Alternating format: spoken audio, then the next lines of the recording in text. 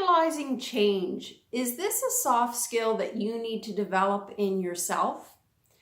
The catalyzing change competency is one of 10 soft skills that the Institute for Social Emotional Intelligence has identified within their management of other quadrant. And so what does it look like when an individual has a really strong sense of catalyzing change competency? Well, these individuals are really able to initiate, manage, and lead change within self or an organization. They're not only open to the idea of change, they recognize that change is needed, and they're willing to step in and take ownership to actively engage others in the process in the hopes that they are removing barriers. So individuals who are overtly or covertly trying to sabotage the change, or potentially there's a policy and procedure that gets in the way of having this change come to fruition, and therefore they're willing to sit down and do the work that is needed to change those policies and procedures so that this change can be brought into the company.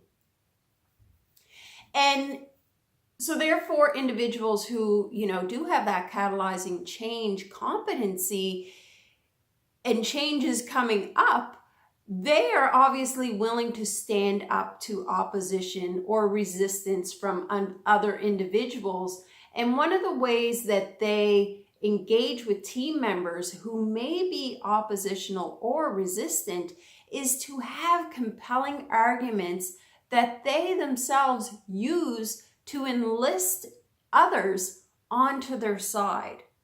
And they not only talk the talk, they walk the walk. So they get in there, they model the change that is expected of others so that they can see that the person is not only verbally talking to them about the change, but they're also showing them how the change is taking place in regards to their workplace. And what's so great about individuals who have this catalyzing change competency is that they recognize that change is difficult, specifically for some kinds of behavioral styles.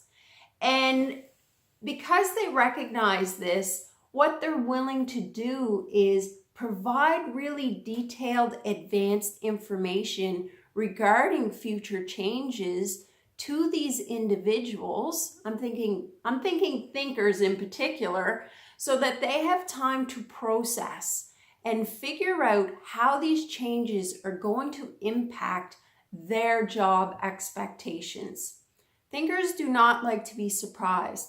They like the information so that they can get their mind into the idea of this change before they really act on it.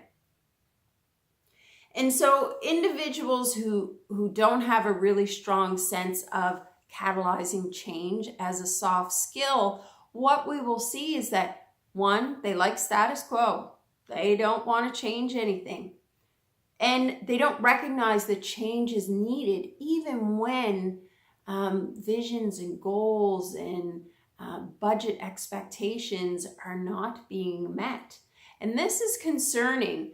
And if you're not willing to change to meet the needs of your clients and to get projects done on time, then you're going to lose your client base. And we don't want that, obviously, as business owners. And so, we really need to assist individuals understand the importance of change and support individuals who have difficulty with change through the process.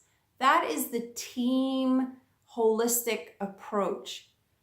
You need all of your team members on board for a change to occur with as minimal impact to the day-to-day workings of an organization.